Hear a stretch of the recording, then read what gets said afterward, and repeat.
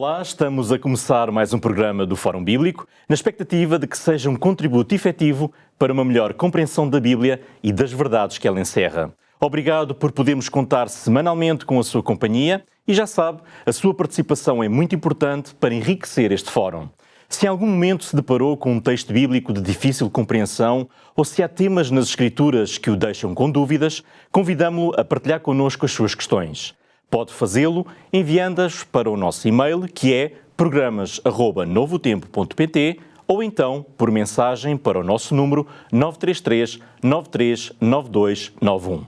Não se esqueça nunca de mencionar o nome do programa, Fórum Bíblico, para que possamos encaminhar corretamente as suas questões aqui para este programa. Como também já referi, pode enviar-nos perguntas sobre qualquer passagem bíblica que não compreenda muito bem. E no programa de hoje nós partilhamos consigo precisamente algumas questões que recebemos a propósito de uma expressão intrigante na primeira carta de Paulo aos Coríntios. Quer saber qual é o texto a que me refiro? Ficou curioso? Então continue connosco, porque vai conhecer já de seguida o texto em questão, assim como a explicação do mesmo, a qual será dada pelo nosso convidado residente, o teólogo Artur Machado. Olá Artur, muito obrigado uma vez mais. Olá Marco. Hoje para voltarmos a tentar compreender corretamente uma expressão que foi motivo das perguntas que chegaram até nós e vamos já saber que texto é e que expressão é essa. E a primeira pergunta então diz-nos: o que quis o apóstolo Paulo dizer em 1 Coríntios capítulo 5, versículo 5, portanto o texto em análise, ao afirmar que alguém fosse entregue a Satanás para a destruição da carne? Ora bem, o texto diz o seguinte: geralmente, diz o apóstolo Paulo, ouve-se que há entre vós fornicação, e fornicação tal que nem ainda entre os gentios existe, como é haver quem abuse da mulher de seu pai. Estais inchados, nem ao menos vos entristecestes por não ter sido dentre vós tirado quem cometeu tal ação. Eu, na verdade, ainda que ausente no corpo, mas presente no espírito, já determinei, como se estivesse presente, que o que tal ato praticou em nome do nosso Senhor Jesus Cristo, juntos, vós e o meu espírito, pelo poder do nosso Senhor Jesus Cristo, seja entregue a Satanás para a destruição da carne. É esta a expressão, e o Paulo termina para que o espírito seja salvo no dia do Senhor.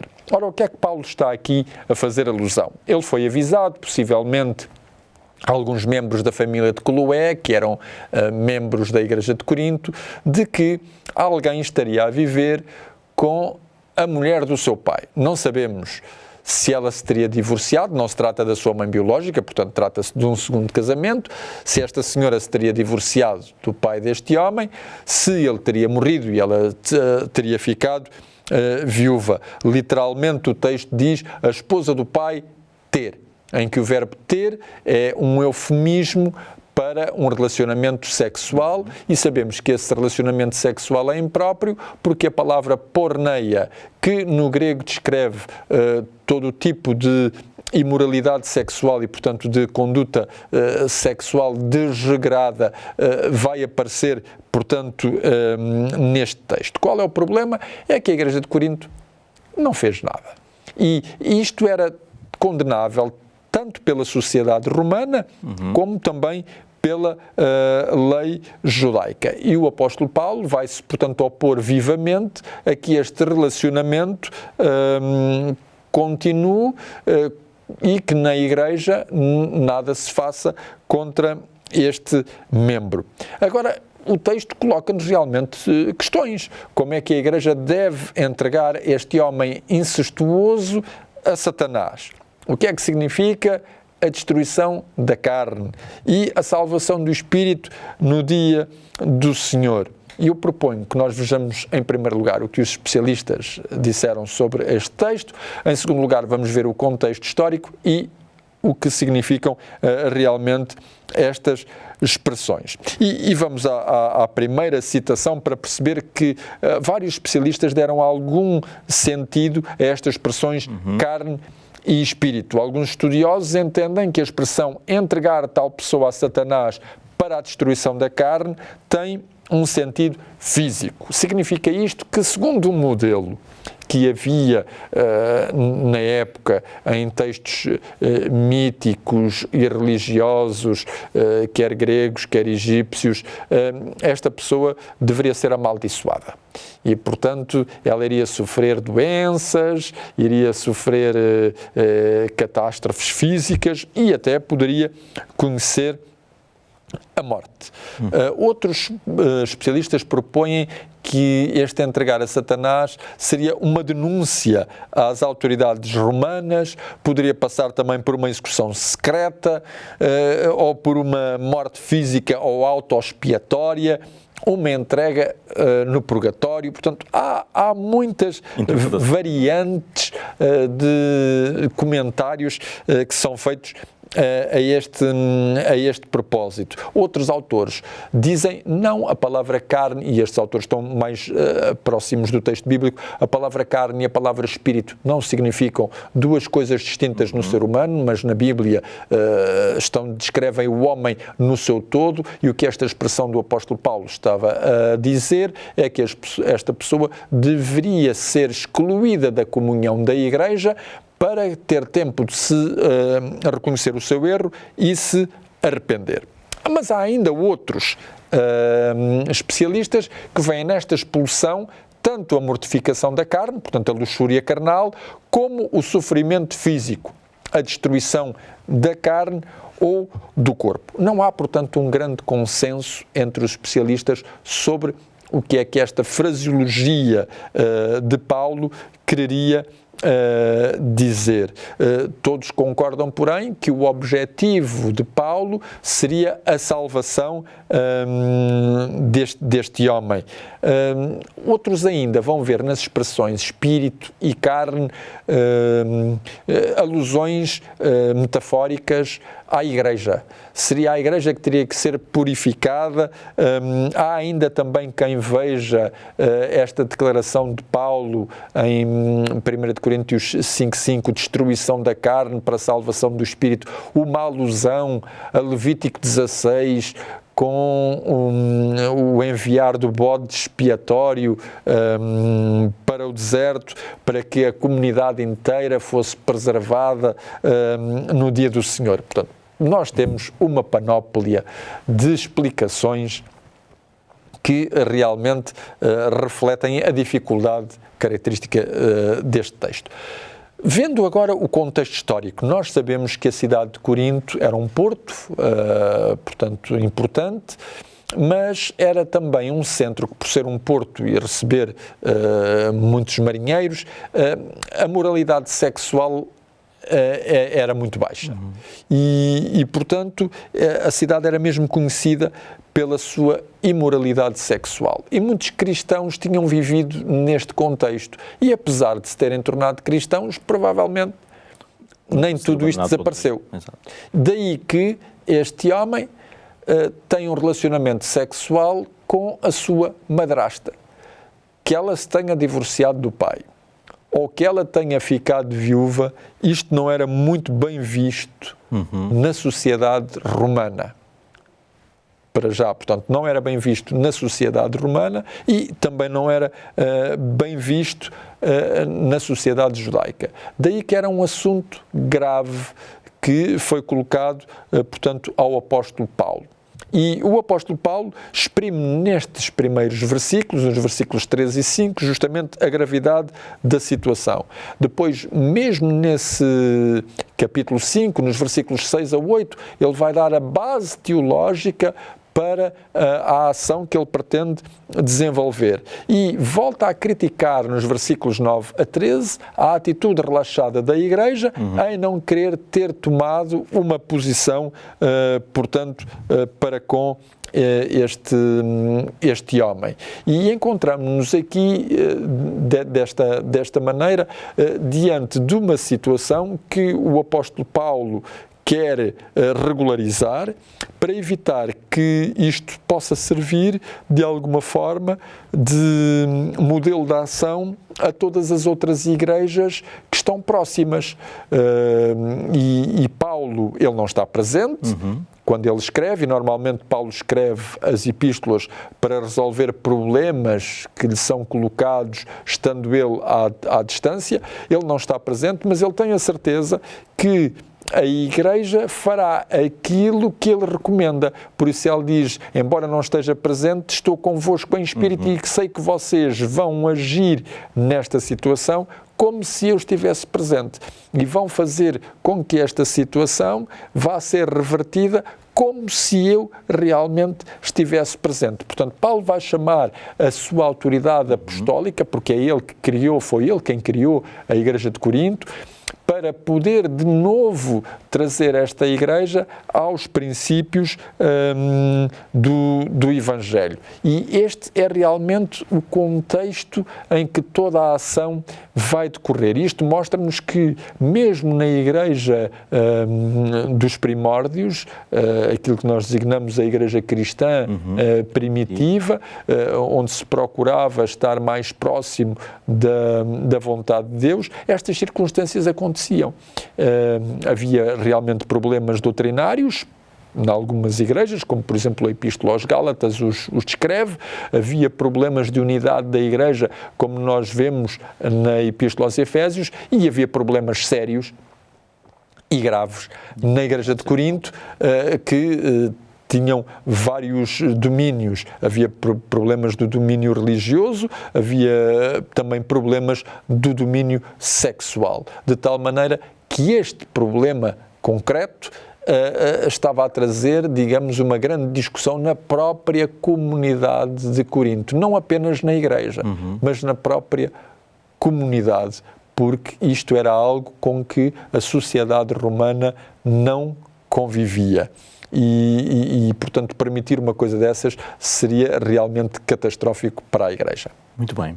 Já percebemos o contexto. Na segunda parte vamos ainda explorar um pouco mais e perceber realmente o que é que Paulo estava a pedir quando preferiu essas palavras. Mas antes, e mesmo antes de irmos para o nosso intervalo neste programa, nós temos sempre uma oferta muito especial que preparamos para si, semanalmente. E se já nos segue habitualmente, sabe do que estou a falar, é este guia de estudo que tenho aqui na minha mão, intitulado Evidências. Este material foi cuidadosamente preparado pelo Dr. Rodrigo Silva para dar resposta a muitas questões relevantes, com o objetivo major de mostrar que a fé e a razão não se contradizem, mas que a razão, essa sim, pode abrir caminho para o crescimento da fé.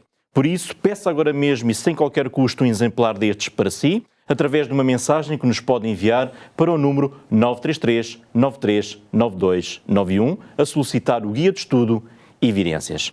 Agora sim, avançamos para um breve intervalo. Continuo por aí, nós voltamos dentro de breves instantes com a próxima pergunta.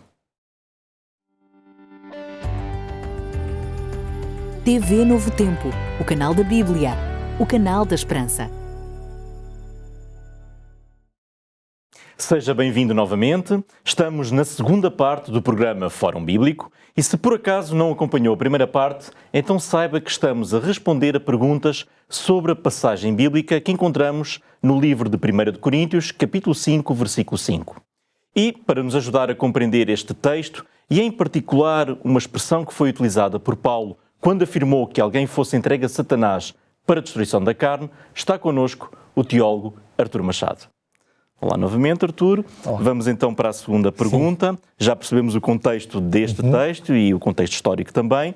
E a segunda pergunta, que vai aparecer no nosso ecrã, é de que maneira as palavras importantes, e na primeira parte já enfatizou algumas, usadas por Paulo no texto de 1 Coríntios, capítulo 5, versículo 5, ajudam a compreender esta passagem. E o que é que Paulo queria Então vamos conhecer realmente essas palavras. Quais são elas? A primeira palavra que nos vai aparecer aqui no nosso ecrã é a palavra paradonai. Paulo fala de entregar. E este verbo é o verbo paradidomi, que nós já iremos explicar o que é que ele significa. Depois temos uma outra expressão, a expressão eisoletron te sarkos, que significa destruição da carne, para destruição da carne. E temos a última expressão, a expressão grega inatopneumasote, para que o espírito seja salvo.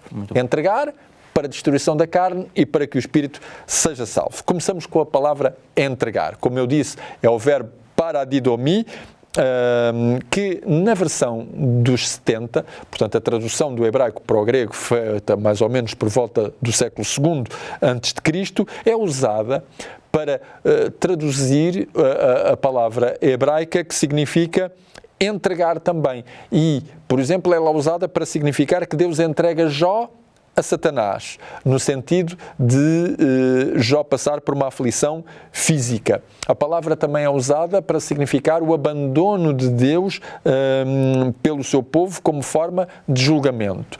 Nos Evangelhos, o verbo paradidomi é usado, por exemplo, com referência à traição de Jesus por Judas, ou à entrega de Jesus a Pilatos, à entrega de Pilatos ao povo, também no julgamento. A palavra também vai denotar o julgamento de Deus sobre os pecadores. Portanto, é uma palavra que no sentido literal significa entregar alguém para uma determinada punição, para ser alvo de um julgamento no sentido figurado.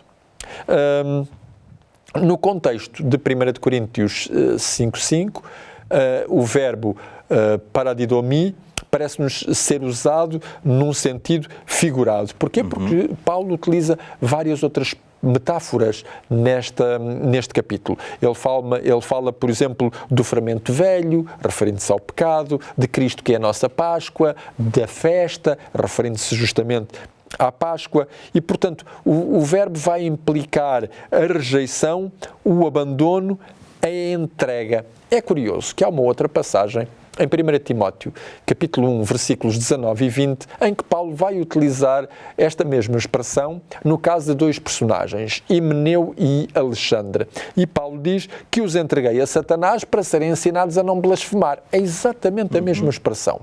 E o verbo paradidomi, portanto, não se trata de uma execução secreta, não se trata de uma maldição mágica que vai afetar a vida física deste homem, trata-se sim de um ato que Paulo incentiva a Igreja, a comunidade, a fazer.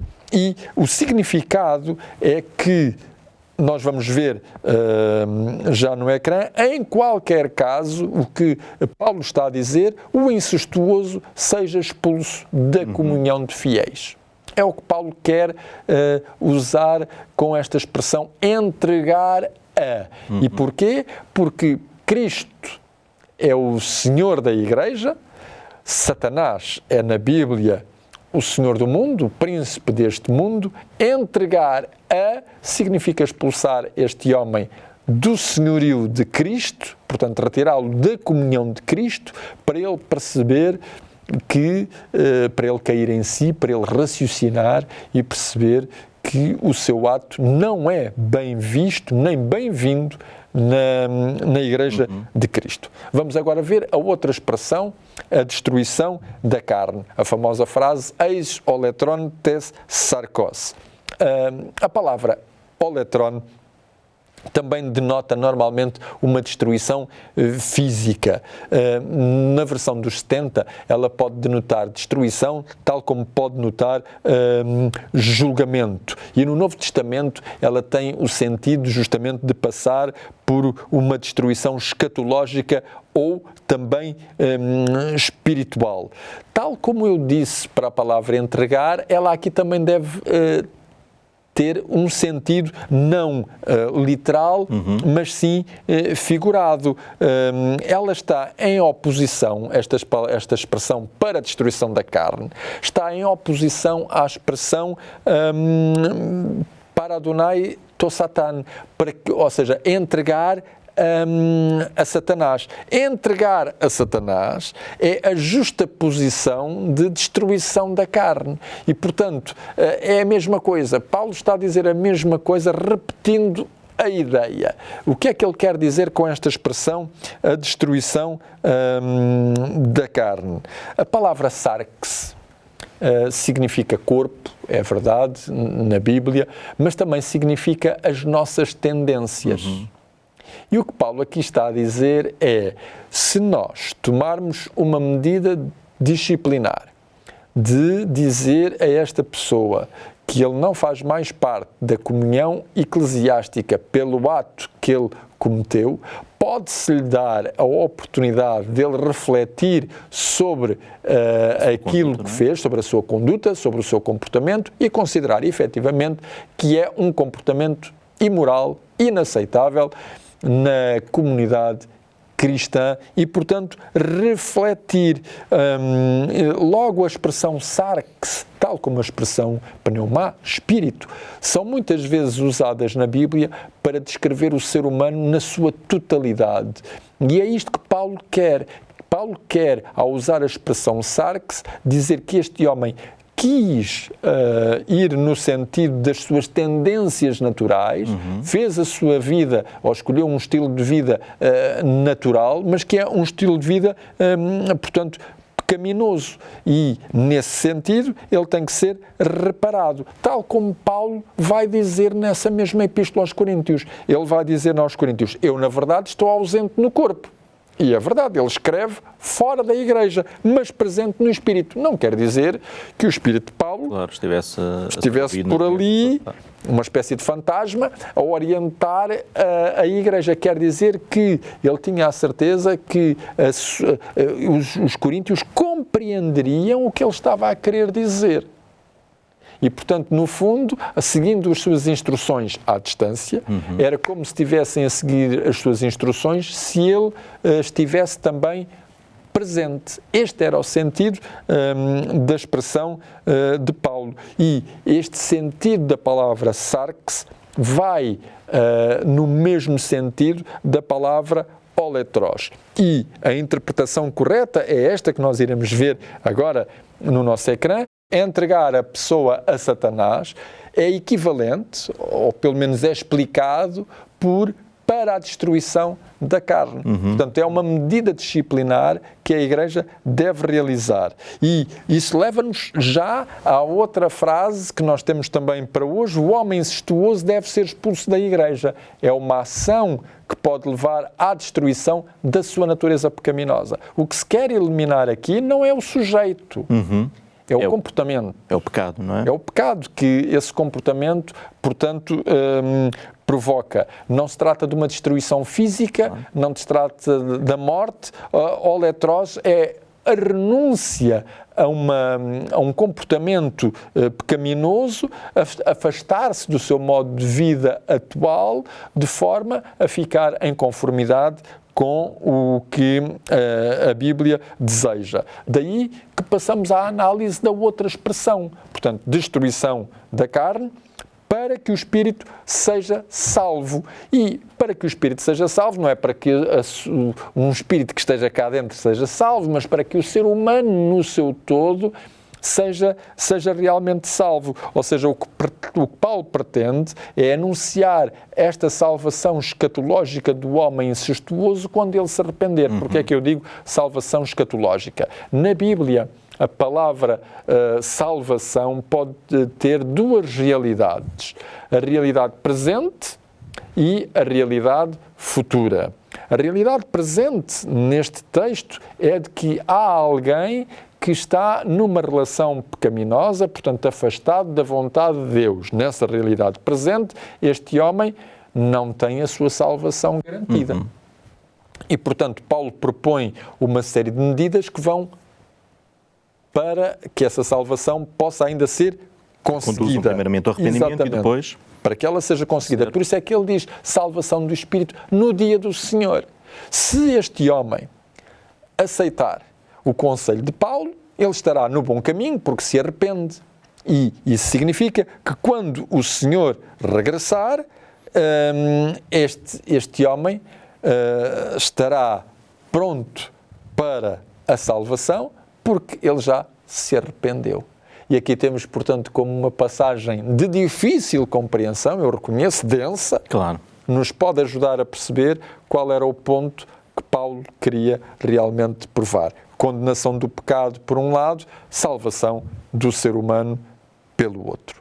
Muito bem, o nosso tempo não permite mais, mas tenho a certeza que ficou clara a explicação de um texto que aparentemente pode parecer difícil, mas por isso é que a pergunta foi colocada e por isso é que tivemos este momento de explicação. E eu tenho a certeza que aí desse lado, se já leu este texto, se já tinha lido e se também lhe tinham surgido dúvidas quanto à sua compreensão, creio estou mesmo em crer que estas terão sido totalmente dissipadas ao longo deste programa e pode até inclusivamente revê-lo para acompanhar novamente a explicação.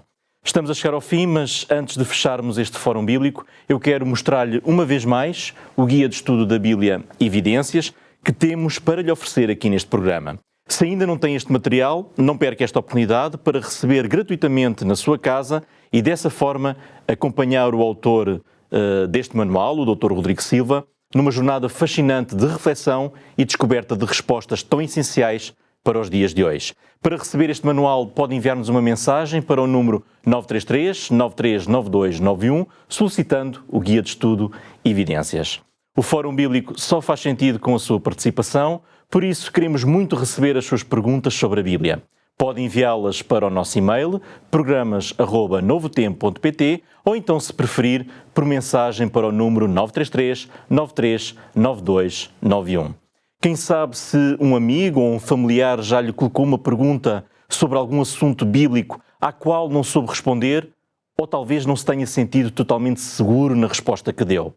Esta pode ser a ocasião ideal para partilhar connosco essa questão.